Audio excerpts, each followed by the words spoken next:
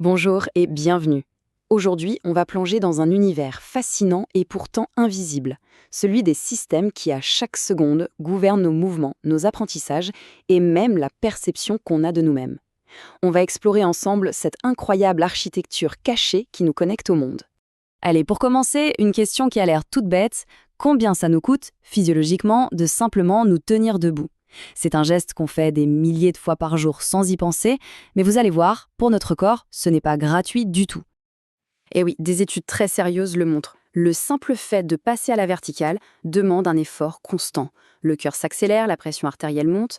En fait, notre corps mène une lutte silencieuse mais permanente contre la gravité. C'est une dépense d'énergie continue, juste pour ne pas tomber. Et tout ce travail, il est géré par quelque chose qu'on ne voit jamais. Une sorte de fondation invisible sur laquelle repose absolument tout le reste. Ce système, c'est notre système postural. Le meilleur moyen de se le représenter, c'est de l'imaginer comme le pilote automatique de notre corps. Sans qu'on ait besoin de lui dire quoi que ce soit, il ajuste notre stabilité, il contrôle notre équilibre et nous dit où on se trouve dans l'espace. Le tout de façon complètement automatique. Et là, on met le doigt sur un point absolument essentiel. La chercheuse Jane Ayres l'avait déjà dit il y a des décennies, on se focalise énormément sur le langage, sur l'intellect de nos enfants, mais on oublie un peu vite que tout ça, ça repose sur des fondations bien plus primaires, des fondations sensorimotrices. Si la base n'est pas solide, tout l'édifice est fragile. Cette pyramide, qu'on doit à Williams et Schellenberger, l'illustre à la perfection. Regardez bien. Tout en bas, la base de tout, c'est le niveau sensoriel. C'est là que tout commence. C'est sur cette base que vont se construire l'étage sensorimoteur, puis l'étage perceptivo-moteur, et seulement tout en haut, au sommet, on trouve les compétences cognitives, comme lire, écrire, se comporter en société. Chaque étage dépend de la solidité de celui juste en dessous. Alors justement, comment est-ce qu'on construit cette base si importante? Eh bien, tout commence par la collecte d'informations. Voyons un peu comment notre corps s'y prend pour scanner le monde en permanence. Pour faire simple, notre système nerveux a trois grandes agences de renseignement. D'abord, l'extéroception. C'est notre fenêtre sur le monde extérieur, grâce à nos cinq sens. Ensuite, l'interoception. C'est notre tableau de bord interne qui surveille en permanence la température, la faim, la pression sanguine. Et enfin, la proprioception, la plus mystérieuse peut-être. C'est la conscience que le corps a de lui-même dans l'espace. Et pour que ces agences fonctionnent, le corps est truffé de capteurs ultra spécialisés. On a des mécanorécepteurs pour la pression, des thermorécepteurs pour le chaud et le froid, des photorécepteurs dans les yeux.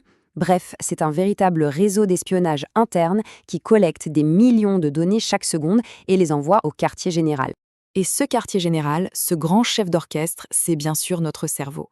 Parce que recevoir des informations, c'est bien, mais le plus dur, c'est de leur donner un sens. Ce travail d'organisation, ça porte un nom, l'intégration sensorielle.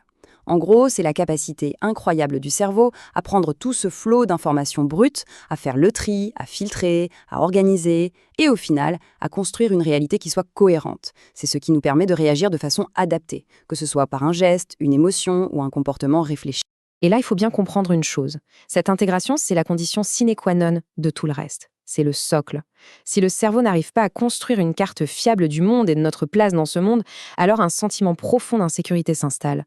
Et sur un terrain aussi instable, aucune intelligence supérieure ne peut vraiment s'épanouir. J'aimerais qu'on fasse un zoom sur l'un des acteurs les plus fascinants de cette histoire, souvent qualifié de sixième sens, la proprioception. Alors, la proprioception, qu'est-ce que c'est? C'est tout simple. C'est ce qui vous permet de savoir, là, maintenant, où se trouve votre main droite, même si vous fermez les yeux. C'est la perception interne de votre propre corps, de chaque membre par rapport aux autres. C'est en quelque sorte la conscience physique de soi. Et ce qui est absolument dingue avec la proprioception, c'est qu'elle fonctionne sur deux circuits en parallèle. Il y a la voie consciente qui monte jusqu'au cerveau et qui nous donne cette connaissance claire de la position de notre corps. Et puis, il y a une voie inconsciente, bien plus rapide, qui gère nos réflexes. C'est cette voie qui, si on trébuche, va ajuster notre posture en une fraction de seconde pour nous empêcher de tomber. On voit bien que ce n'est pas juste un sens accessoire, c'est bien plus profond. Le neurophysiologiste Charles Sherrington l'avait résumé avec une formule géniale. Il disait que la proprioception est l'ancrage organique fondamental de l'identité. Rien que ça. C'est la base de notre sentiment d'exister dans notre propre corps. Alors, maintenant qu'on a vu un peu la mécanique, passons aux conséquences. Concrètement, qu'est-ce qui se passe quand tout ce système fonctionne bien et, à l'inverse, quand il se met à dérailler? Eh bien, le contraste est saisissant. D'un côté, une bonne intégration sensorielle, c'est la clé de l'équilibre autant postural qu'émotionnel. C'est un sentiment de sécurité, d'aisance. De l'autre côté, quand ça coince, c'est la porte ouverte à une cascade de problèmes. Des douleurs chroniques, de la maladresse, des difficultés d'apprentissage comme la dyslexie, et même des troubles anxieux comme l'agoraphobie, qui est souvent liée à un problème d'orientation dans l'espace. Et attention, il y a une connexion neurologique que peu de gens font mais qui est capitale. Une mauvaise posture, ce n'est vraiment pas qu'une question d'esthétique. Les muscles qui nous tiennent droit sont ceux qui allument notre cervelet. Et le cervelet, on sait aujourd'hui qu'il est crucial non seulement pour le mouvement, mais aussi pour le langage. Autrement dit, un mauvais alignement postural, ça veut dire un cerveau qui n'est pas stimulé à son plein potentiel. Alors, est-ce qu'on est condamné si notre système est mal réglé? Heureusement non.